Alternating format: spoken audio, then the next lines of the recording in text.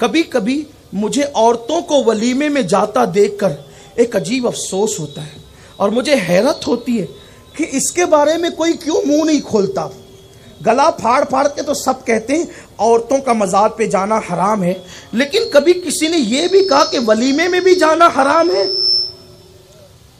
مولوی اپنے اجتماع میں بیٹھ کے چیختا ہے کہ مرد جا رہے شرک کر رہے ہیں، عورتیں جا رہے شرک کر رہی، یہ جو بکواس کرتے ہو نا، تو ذرا کبھی اپنی جماعت میں اس کو بھی تو کہو۔ مزار پہ جانا کیوں حرام ہوا؟ آبرو کے تحفظ کے لیے نا۔ مسجد میں جانا کیوں منع ہوا؟ مجھے بتایا جائے جس مذہب نے عورت کی عزت کی حفاظت کے لیے عورت کو مسجد میں آنے سے منع کر دیا، اس مذہب کے ماننے والوں کے یہاں ولیموں میں بن ٹھن کے جانے کا جواز کہاں سے نکل آیا؟ یہاں تو مذہبی لوگوں کی عورتیں بھی جا رہی ہیں۔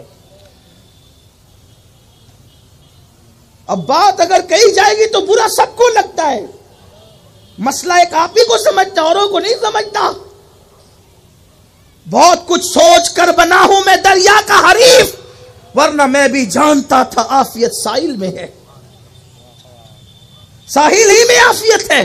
لیکن مجھے بتایا جائے مسجد سے روکنے والی قوم، مزارات سے روکنے والی قوم ابھی تک بازار اور ولیمہ سے کیوں نہ روک سکی؟ وہ بھی بے پردہ ہے، کوئی اس کے خلاف بولنے والا؟ وہ بھی بے حجاب بن سنور کر وَقَرْنَا فِي بُيُوتِكُنَّ، یہ پردے کے تین حصے ہیں، ایک درمیانہ، ایک معذورانہ، اور ایک سب سے اعلیٰ ولیوں کا پردہ۔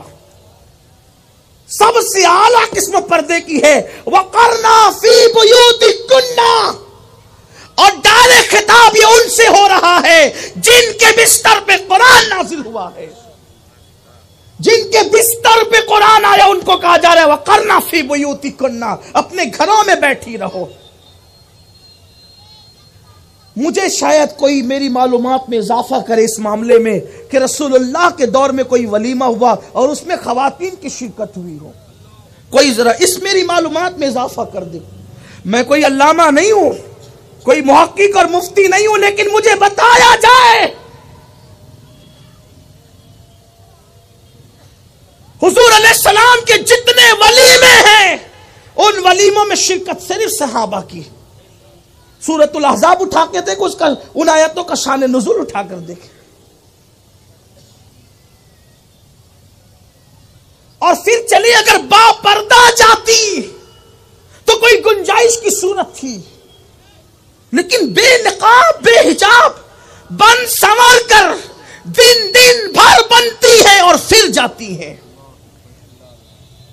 پھر اس میں ہنسی ہے، مذاق ہے، غلط ملت ہے، بے پردگی ہے، پھر ویڈیو شوٹنگ ہے۔ ویڈیو شوٹنگ کرنے والے مسلمان بھی نہیں ہیں، مولانا سے پیر جی سے اپنی بیویوں کو، عورتوں کو، بہنوں کو، بیٹیوں کو چھپایا اور شوٹنگ کے نام پر اپنے گھر کی عورتوں کو ان کے سامنے بے نقاب کر دیا۔ اس قوم پہ لعنت نہیں برسے گی تو کیا ہوگا؟ لوگ کہتے ہیں ہندوستان میں مر رہے، پٹ رہے، یہ ہو رہے، ارے کیوں نہیں ہوگا؟ قدرت جب لعنت کر رہی ہے تو رحمت تم پر کون بھیجے گا؟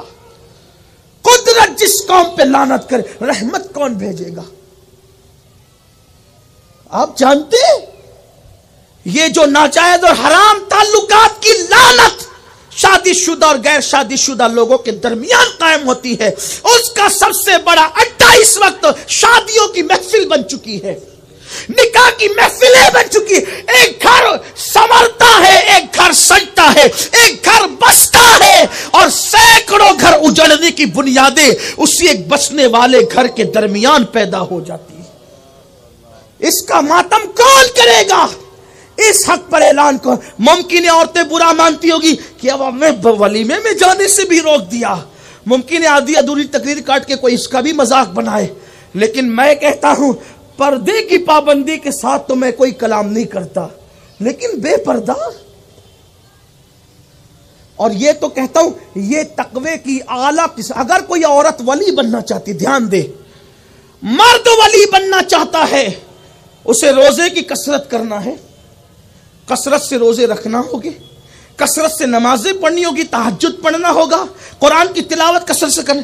عورت کو اگر ولیہ بننا ہے اسے کوئی نفلی عبادت نہیں کرنا، صرف فرائض واجبات کی پابندی کے ساتھ اپنے گھر کی چار دیواری میں یہ سوچ کر کے قید ہو جانا ہے وَقَرْنَا فِي بُيُوتِكُنَّ، اللہ اس کو اسی وقت مقام ولایت عطا کر دیتا، اس لیے کہ اللہ کے رسول نے فرمایا، المعجم الکبیر کی روایت ہے، اللہ کے رسول نے فرمایا عورت سب سے زیادہ اس وقت اللہ کے قریب ہو جاتی ہے جب وہ پردے میں ہوتی ہے، اور قریب ہونے ہی کو تو ولایت کہتے ہیں، ولایت اور کس چیز کو کہتے ہیں؟ قریب ہونے